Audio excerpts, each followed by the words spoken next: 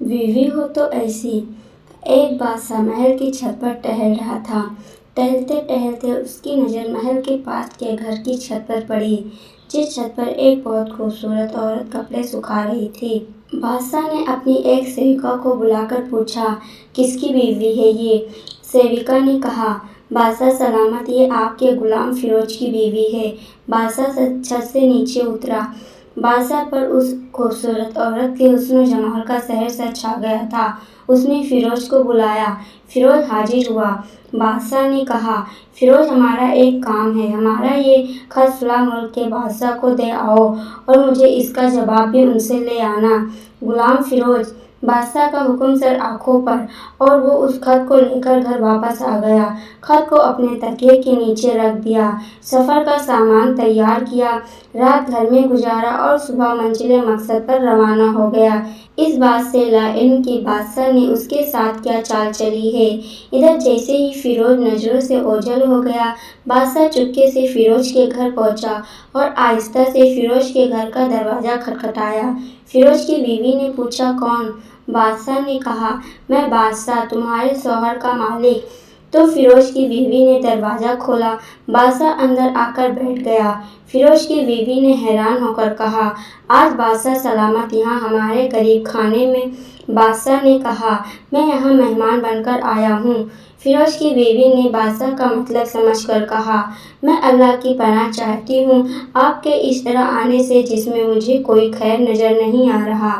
बादशाह ने गुस्से में कहा, ए लड़की, क्या कह रही हो तुम? शायद तुमने मुझे पहचाना नहीं। मैं एक बादशाह हूँ, तुम्हारे शौहर का मालिक। फिरोज की बीवी ने कहा, बादशाह सलामत, मैं जानती हूँ कि आप ही बादशाह हैं, लेकिन बुजुर्ग कह गए हैं, शेर को अगर चाहे जितनी भी भूख क्यों न लगी हो, लेकिन वो मुर्दा तो नहीं खाना शुरू कर देता। और आगे बोलना जारी रखी, बादशाह सलामत, आप उस कटोरे में पानी पीने आ गए हो जिसमें तुम्हारे कुत्ते ने पानी पिया है। बादशाह उस औरत की बातों से बड़ा शर्मसार हुआ और उसको छोड़कर वापस अपने महल चला गया, लेकिन अपनी चप्पल वहीं भूल गया। ये सब तो बादशाह की तरफ से हुआ। अब फिरोज को आधे रास्ते में याद आया कि जो खत बादशाह ने उसे दिया था वो तो घर पर ही छोड़ आया है। उसने घोड़े को तेजी से वापस मोड़ा और अपने घर की तरफ लपका। फिरोज अपने घर पर पहुंचा तो तकिए के नीचे से खत निकाला। खत निकालते वक्त उसकी नज़र पलंग के नीचे बादशाह की चप्पल पर पड़ी, जो बादशाह जल्दी में भूल गया था। फिरोज का सर चकरा कर रह गया और वो समझ गया कि बादशाह ने उसको सफ़र पर सिर्फ इसलिए भेजा ताकि वो अपना मतलब पूरा कर सके।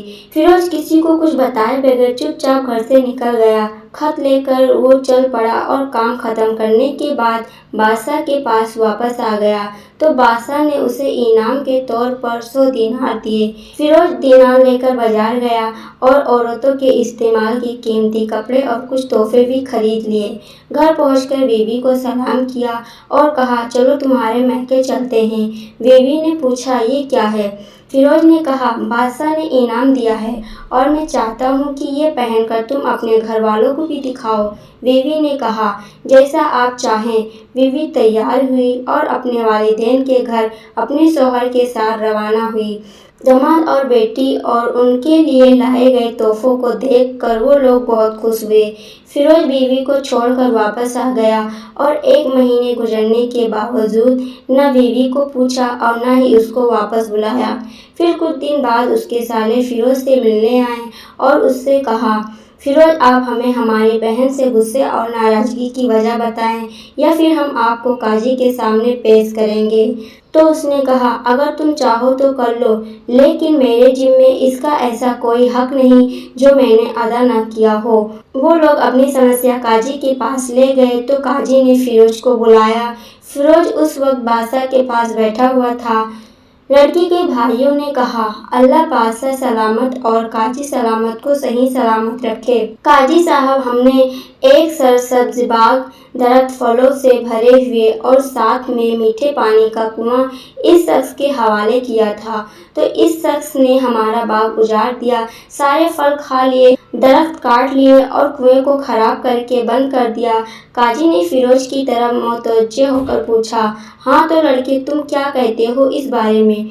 फिरोज ने कहा, काजी साहब, जो बाग मुझे दिया गया था वो उससे बेहतर हालात में इन्हें वापस किया है। काजी ने पूछा, क्या ये बाग तुम्हारे हवाले वैसे ही हालात में वापस किया है जैसा पहले था? उन्होंने कहा, हाँ, वैसे ही हालात में वापस किया है, लेकिन हम इससे बाग वापस करने की वजह जानना चाहते हैं। काजी ने कहा, हाँ फिरोज, तुम क्या कहना चाहते हो इस बारे में?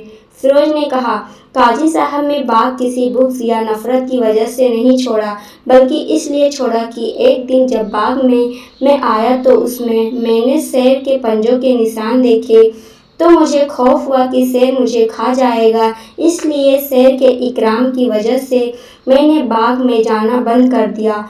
बादशाह, जो टेक लगाए ये सब सुन रहा था, उठकर बैठ गया और कहा, फिरोज, अपने बाग की तरफ अमन और मुतमईन होकर जाओ। वल्लाह, इसमें कोई शक नहीं कि शेर तुम्हारे बाग में आया था, लेकिन वो वहाँ पर न तो कोई असर छोड़ सका, न कोई पत्ता तोड़ सका और न ही कोई फल खा सका। वो वहाँ पर थोड़ी देर रहा और मायूस होकर लौट गया। और खुदा की कसम, मैंने कभी तुम्हारे जैसे बाग के गिर्द लगी मजबूत दीवार नहीं देखी। तो फिरोज अपने घर लौट आया और अपनी बीवी को भी वापस ले आया। न तो काजी को पता चला और न ही किसी को पता चला माजरा क्या था। क्या खूब बेहतर अपने अहलो आयल के राज को छुपाने के, लोगों को पता न चले, अपने घर के भेद किसी पर जाहिर न होने दे। तो दोस्तों, इस वीडियो के बारे में आपकी क्या राय है, कमेंट करके ज़रूर बताइएगा। वीडियो अच्छी लगी हो तो लाइक से, चैनल पर नए आए तो चैनल को सब्सक्राइब जरूर कर लेना।